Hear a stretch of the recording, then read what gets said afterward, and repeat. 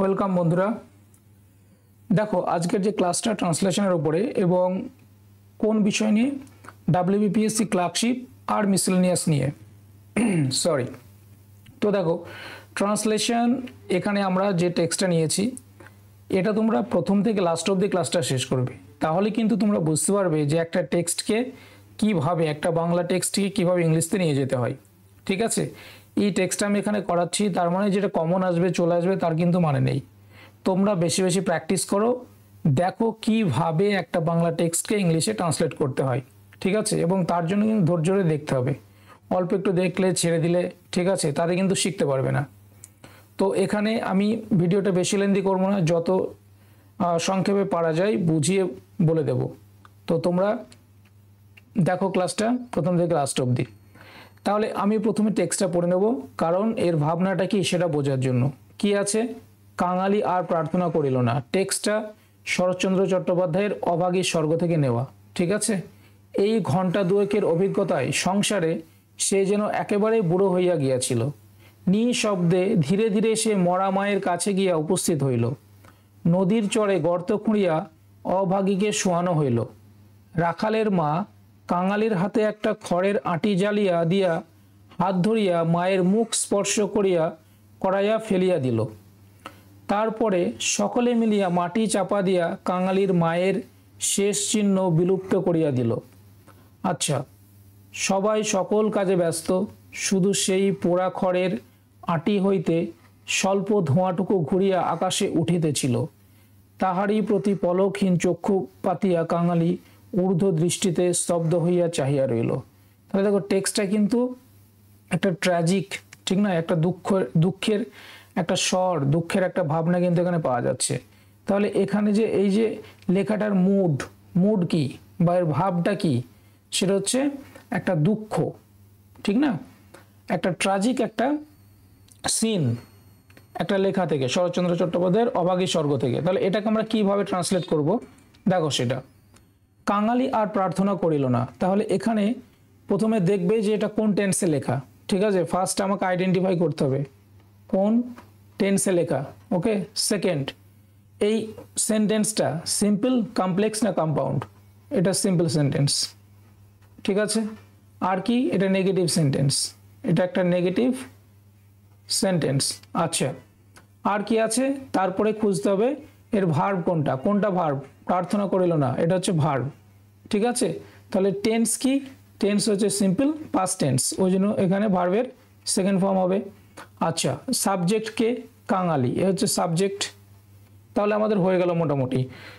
তাহলে কি হবে, ফার্স্টে সাবজেক্টকে বসাবো কাঙালি। এবার এই যে আর প্রার্থনা করিল না, শুধু কিন্তু এটা লেখা নেই যে কাঙালি প্রার্থনা করিল না। যদি লেখা থাকতো কাঙালি প্রার্থনা করিল না, আরটা যদি না থাকতো তাহলে আমরা লিখে দিতাম কাঙালি ডিড নট প্রে। ঠিক আছে, তাহলে এটা আবার এটাও বলতে পারি, এটাই গেল। কিন্তু যেহেতু আর প্রার্থনা করিল না, সেই জন্য কি বলবো, কাঙালি নো লঙ্গার প্রেড, কাঙালি আর প্রার্থনা করিল না। ওকে, তাহলে এই হচ্ছে ফার্স্ট সেন্টেন্স, খুব সহজ একটা সেন্টেন্স।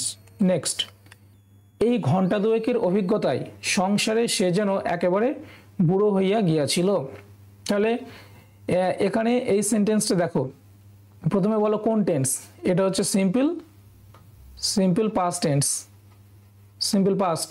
ঠিক আছে, কোন সেন্টেন্স, এটা হচ্ছে কমপ্লেক্স সেন্টেন্স। ঠিক আছে, কমপ্লেক্স সেন্টেন্স, কারণ এখানে ক্লজ আছে, একটা সাবঅর্ডিনেটিং ক্লজ আছে।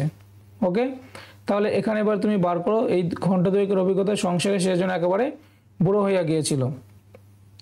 তাহলে দেখো এইবার চলো এটা আমরা কিভাবে লিখবো দেখে নাও। তাহলে এই ঘণ্টা দুয়েকের অভিজ্ঞতায়, এই যে ফ্রেজটা, একে আমরা আগে লিখব in the span of this couple of hours. ঠিক আছে, এই ঘণ্টা দুয়েকের অভিজ্ঞতায় বা এই যে কয়েক ঘন্টাতে, ঠিক আছে, কি হলো, শি সিমড, তাকে দেখে মনে হচ্ছিল to have aged beyond his years. ঠিক আছে, যে সে তার যে বয়স সেই বয়সের থেকেও অনেক বেশি এজেড হয়ে গেছে। ঠিক আছে, অ্যাজ দো, কেন অ্যাজ দো, যেন লাইফ হ্যাড সাডেনলি, যেন life had suddenly turned her into old. এই ঘন্টা দুয়েকের অভিজ্ঞতায় সংসারে সে যেন একেবারে বুড়ো হইয়া গিয়েছিল। যদিও বাংলা সেন্টেন্সটি কিন্তু সিম্পল সেন্টেন্স, বাংলাটা কিসে আছে? সিম্পল সেন্টেন্সে, কিন্তু আমি যখন ইংলিশটা লিখলাম তখন এটা আমি কমপ্লেক্স করে দিলাম। ঠিক আছে, এখানে আমি একটা অ্যাডভার্বিয়াল ক্লজ নিয়ে আসলাম, সাবঅর্ডিনেটিং ক্লজ। ঠিক আছে, এটা সাবঅর্ডিনেটিং ক্লজ বা অ্যাডভার্বিয়াল ক্লজ বলা হয়। এবার এইখানে এটা আমরা কেন ব্যবহার করলাম? দেখো, এই ঘন্টা দুয়েকের অভিজ্ঞতায় সংসারে সে যেন একেবারে বুড়ো হইয়া গিয়েছিল। এই যে সংসারে সে যেন একেবারে বুড়ো হইয়া গিয়েছিল, এই ভাবনাটাকে নিয়ে আসার জন্য এটাকে আমি দুটো ভাগে ভেঙে নিলাম। কি? তাকে দেখে মনে হচ্ছিল সে বুড়ো হয়ে গেছে। কেন? সে যেন, এটাকে নিয়ে আসার জন্য আবার আরেকটা ক্লজ দিলাম। তাহলে she seemed to have aged beyond his years, তাকে দেখে মনে হচ্ছিল সে অনেক বেশি বুড়ো হয়ে গিয়েছিল। কেন? অ্যাজ দো, যেন লাইফ হ্যাড, লাইফ, এই যে লাইফ, ঠিক আছে, এই লাইফ, এই লাইফটা কি? এই লাইফটা কিন্তু জীবন না, এই লাইফটা হচ্ছে সংসার। ঠিক আছে, সংসার, সংসার মানে পুরো একটা জীবনকে বোঝায়। ঠিক আছে, পুরো একটা জীবনকে বোঝায়। As though life had suddenly turned her into old, যেন জীবন তাকে হঠাৎ করে বুড়ো বয়সের দিকে ঠেলে দিয়েছে বা তাকে বুড়ো বয়সে ট্রান্সফর্ম করে দিয়েছে।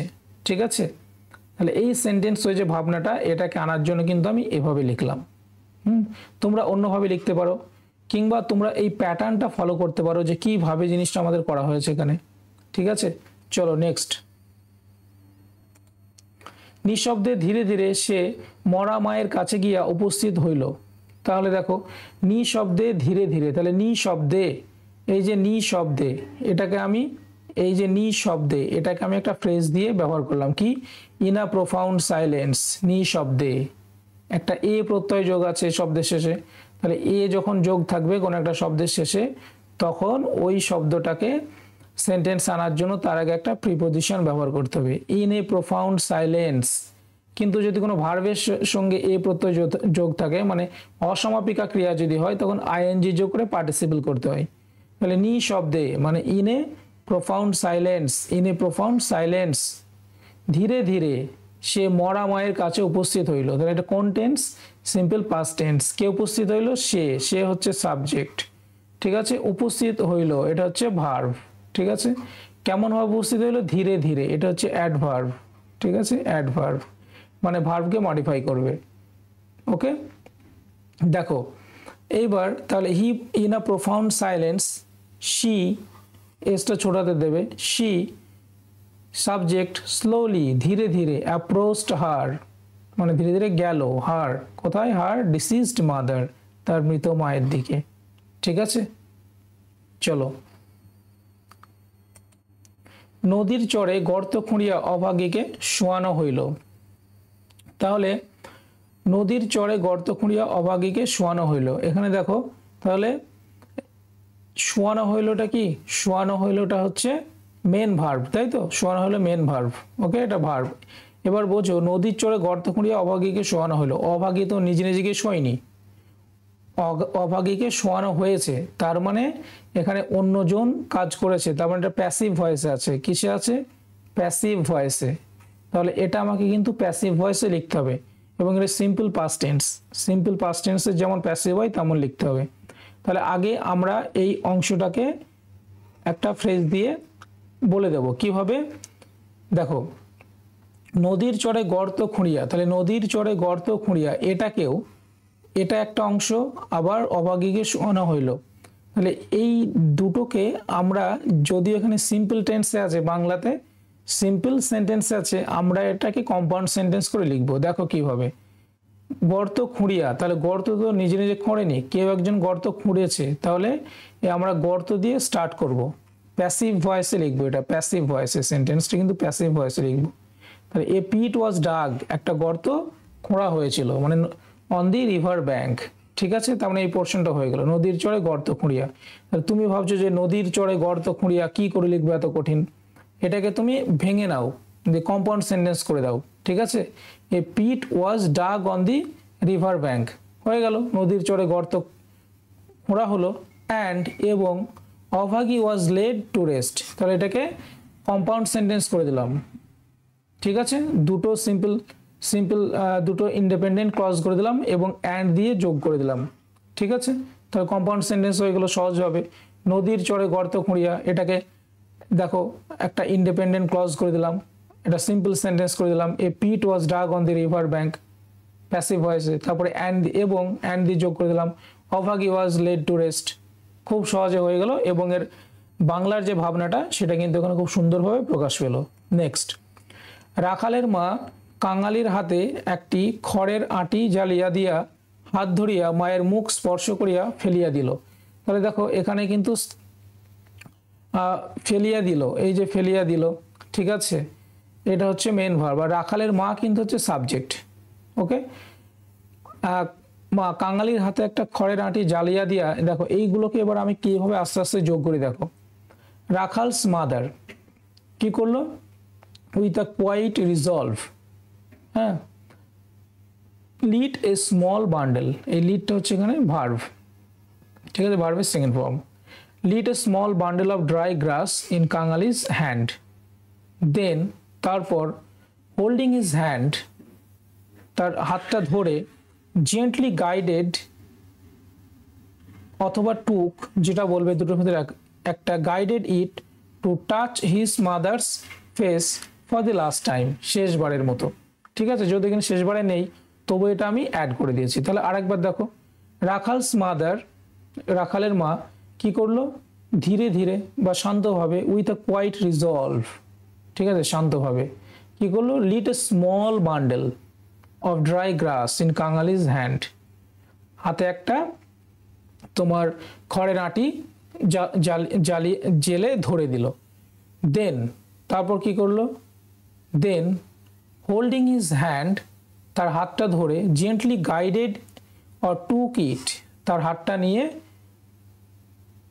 এটা নিল এবং কি করলো, নিয়ে সেটাকে, হাতটাকে তার মায়ের মুখের কাছে স্পর্শ করে দিল। To touch his mother's face for the last time, শেষবারের মতো।